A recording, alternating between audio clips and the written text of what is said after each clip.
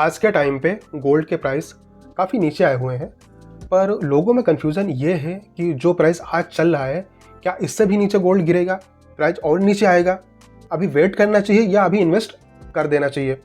अगर आपको image clear नहीं है, अगर आप इस बारे में सोच रहे हैं, तो आज मैं इस वीडियो में कुछ डेटा के साथ आपको चीज़ें समझाने और बताने की कोशिश करूंगा, जिससे आपको ये इमेज क्लियर हो जाएगी कि अभी आपको इन्वेस्ट कर देना चाहिए या अभी वेट करना चाहिए। पर यहाँ एक बात मैं क्लियर कर देना चाहता हूँ कि मैं कोई फाइनेंशियल एक्सपर्ट नहीं हूँ।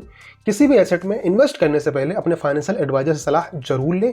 ये वीडियो सिर्फ एजुकेशनल पर्पज के लिए है। आज 4 अप्रैल है और आज गोल्ड का प्राइस प्रति 10 ग्राम 24 कैरेट 1,48,000 से 1,51,000 के बीच इसी में चल रहा है। पिछले महीने की अगर हम बात करें तो उससे लगभग 15 से 20 हज़ार रुपये ये नीचे आया हुआ है। पर यहाँ पे लोगों में कन्फ्यूजन ये है कि वर्ल्ड वाइड इतनी ज़्यादा टेंशन बनी हुई है, अनसर्टेनिटी जो है बनी हुई है, अनिश्चितता बनी हुई है। जनरली इस कंडीशन में जब महंगाई बढ़ती है, इस कंडीशन में गोल्ड का प्राइस जो है ऊपर जाता है।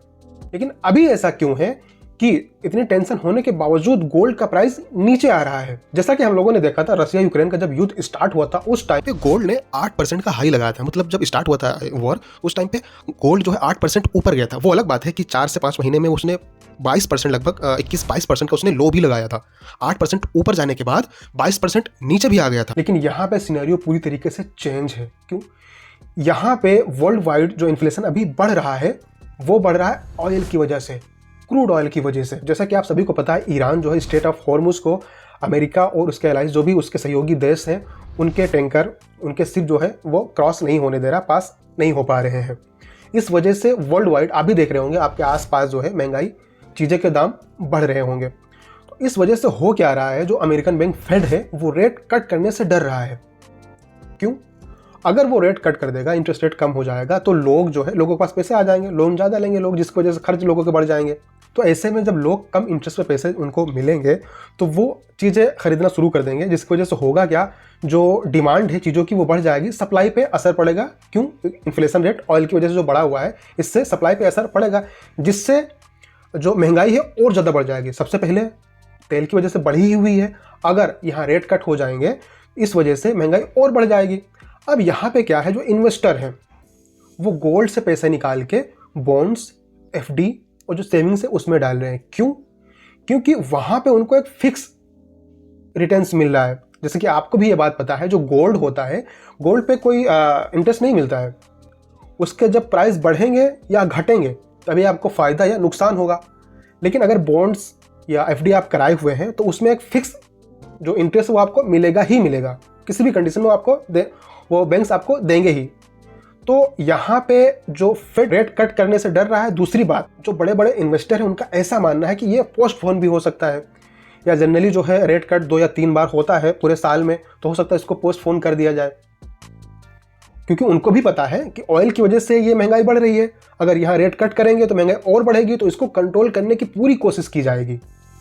तो ऐसे में होगा क्या, जो इंटरेस्ट रेट है वो स्टेबल रहेगा। इस वजह से लोग गोल्ड से पैसे निकाल के एफडी और बॉन्ड्स में डाल रहे हैं। तो ये वजह हो गई। इस अनसर्टेनिटी में गोल्ड के प्राइस जनरली ऊपर जाने चाहिए, लेकिन इस वजह से गोल्ड के प्राइस नीचे आ रहे हैं।